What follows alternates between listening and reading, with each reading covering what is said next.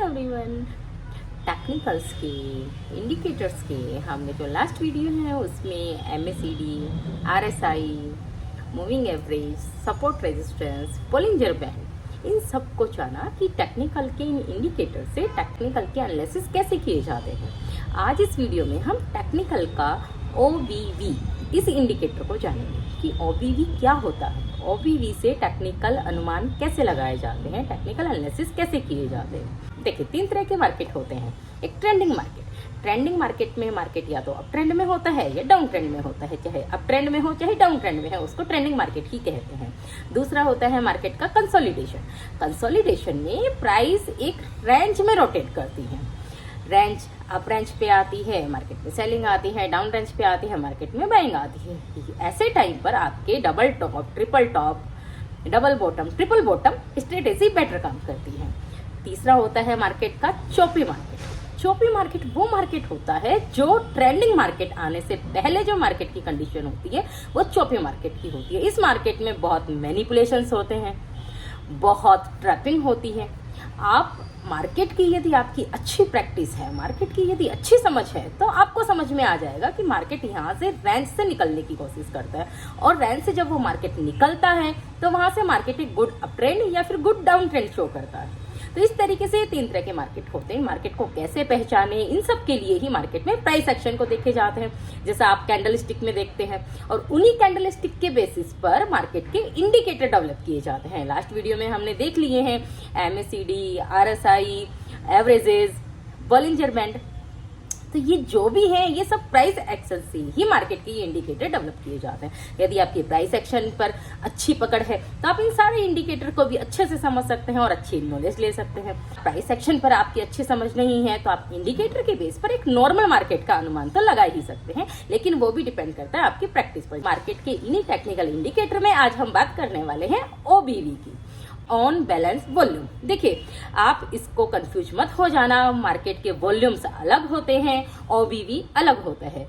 Market के जो volumes होते हैं वो मार्केट की नॉर्मल ट्रेडिंग क्वांटिटी होती है, लेकिन जो OBV होता है एक टेक्निकल इंडिकेटर होता है। इससे हम मार्केट के अप डाउन का, मार्केट के मूवमेंट का, प्राइस के अप डाउन का हम अनुमान लगाते हैं। ये मार्केट का एक इंडिकेटर है। दोनों में डिफरेंस इतना होता है कि जो वॉल्यूम होता है मार्केट की किसी भी दिन की जो ट्रेडिंग क्वांटिटी होती है वो मार्केट की वॉल्यूम कहलाता है, लेकिन OBV जो होता है मार्केट का रनिंग वॉल्यूम होता है।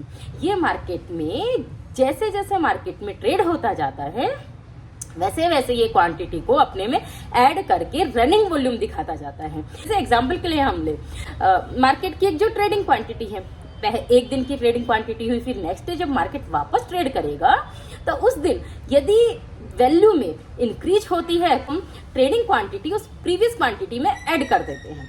फिर जो क्वांटिटी आती है वो हमारी OBV होती है। नेक्स्ट डे यदि प्राइस डिक्रीज होती है तो हम जो ट्रेडिंग क्वांटिटी है उस OBV है उसमें माइनस कर देते हैं। फिर हमारी जो वैल्यू आती है वो हमारी OBV होती है। किसी दिन यदि प्राइस नो चेंज होता है तो हम ट्रेडिंग क्वांटिटी में ना तो कुछ इंक्रीज करते हैं ना कुछ डिक्रीज करते हैं। इस तरीके से OBV एक रनिंग वॉल्यूम होता है जो कंटिन्यू चलता रहता है। ब्रोकर की साइट पे आपको OBV रेडीमेड मिल जाता है। जैसे ही आप OBV इंडिकेटर को अप्लाई करेंगे आपके पास एक लाइन शो होगी, उस लाइन से फिर आप इंटरप्रिटेट करते हैं कि मार्केट अप जाएगा कि डाउन जाएगा। अब हम समझते हैं इस OBV से कैसे मार्केट का अनुमान लगाते हैं। देखिए, अगर जो हमारी प्राइस होती है और OBV होती है दोनों यदि राइजिंग वेव में होता है तो मार्केट का अप ट्रेंड शो करता है कि मार्केट इसी पैटर्न पे आगे चलता रहेगा, हायर हाई बनाता जाएगा। यदि मार्केट प्राइस डाउन ट्रेंड में होती है, डाउन चलती रहती है और OBV भी डाउन जाता रहता है तो ये इंडिकेट करता है कि हमारा मार्केट डाउन ट्रेंड में है। मार्केट इसी तरीके से चलता रहेगा जब तक वो लाइनें चेंज नहीं होंगी। अब एक कंडीशन ऐसी आ सकती है कि हमारी प्राइस तो डिक्रीज हो रही हो, प्राइस तो लोअर हो रही हो, लेकिन हमारा OBV बढ़ता हुआ हो। ऐसी कंडीशन को हम डाइवर्जेंस कहते हैं। मार्केट में ये जो डाइवर्जेंस होते हैं ये ही मैनिपुलेशन का इंडिकेशन देते हैं। जब डाइवर्जेंस हो जाते हैं उस टाइम पर मार्केट में नॉर्मल कंडीशन नहीं होती है, उस वक्त आपकी प्रोफिशिएंसी मैटर करती है। आप ट्रैपिंग को समझने के लिए, जैसे मैंने लास्ट वीडियो में बात करी थी कि ट्रैपिंग को हम कैसे आइडेंटिफाई करें, उसके लिए हम बाद में बात करेंगे। OBV इंडिकेटर भी आपको ट्रैपिंग को इंडिकेट करने में काफी हेल्प करता है। कैसे?